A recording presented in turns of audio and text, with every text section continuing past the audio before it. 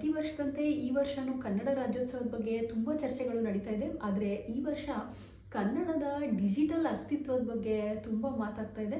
ಕನ್ನಡದಲ್ಲಿ ಯಾರಾದರೂ ಒಂದು ವಿಡಿಯೋ ಪೋಸ್ಟ್ ಮಾಡಿದ್ರೆ ಅದಕ್ಕೆ ಕಾಮೆಂಟ್ ಮಾಡೋದಕ್ಕೆ ನಮ್ಮ ಕನ್ನಡಿಗರು ತುಂಬ ನಿಸ್ಸೀಮರು. ಆದರೆ ತಾವೇ ಒಂದು ಲೇಖನನ ಕನ್ನಡದಲ್ಲಿ ಬರೆದು ಅದನ್ನು ಡಿಜಿಟಲ್ ಮೀಡಿಯಾದಲ್ಲಿ ಅಪ್ಲೋಡ್ ಮಾಡೋದರಲ್ಲಿ ಕನ್ನಡಿಗರು ತುಂಬ ಹಿಂದೆ ಇದ್ದಾರೆ. ಈ ನಿಟ್ಟಿನಲ್ಲಿ ಒಂದು ಸಣ್ಣ ಪ್ರಯತ್ನ ನಾನು ಮಾಡ್ತಾ ಇದ್ದೀನಿ. ನನ್ನ ಬ್ಲಾಗ್ ಇತ್ತು draparna.com ಅಂತ. ನಾನು ಇಂಗ್ಲೀಷಲ್ಲಿ ಲೇಖನಗಳನ್ನು ಪಬ್ಲಿಷ್ ಮಾಡ್ತಾ ಇದ್ದೆ. ಅದರಲ್ಲಿ ನಾನು ಕನ್ನಡದಲ್ಲಿ ಲೇಖನಗಳನ್ನು ಪಬ್ಲಿಷ್ ಮಾಡೋಕ್ಕೆ ಶುರು ಮಾಡಿದ್ದೀನಿ. ಕನ್ನಡದಲ್ಲಿ ಪಬ್ಲಿಷ್ ಮಾಡಿದ್ದೆ ತಡ ತುಂಬ ಜನ ಅದನ್ನ ನೋಡಿದ್ರು, ಓದಿದ್ರು, ಇಷ್ಟಪಟ್ಟರು.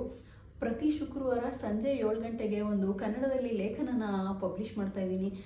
ನಿಮ್ಗೆ ಗೊತ್ತೇ ಇದೆ ನಾನು ಬರೆಯೋದು ಕ್ಯಾನ್ಸರ್ ಬಗ್ಗೆ ಅಂತ. ನಾವು ಬರೀ ಕನ್ನಡದಲ್ಲಿ ಮಾತಾಡಿದ್ರೆ ಸಾಕಾಗಲ್ಲ, ನಾವು ಬರಿಬೇಕು ಮತ್ತು ಡಿಜಿಟಲ್ ಮಾಧ್ಯಮಗಳಲ್ಲಿ ಕನ್ನಡನ ನಾವು ಉಪಯೋಗಿಸ್ಬೇಕು. ನನ್ನ ಲೇಖನಗಳನ್ನು ಓದಿ ಕಾಮೆಂಟ್ ಮಾಡಿ ಮತ್ತು ನೀವು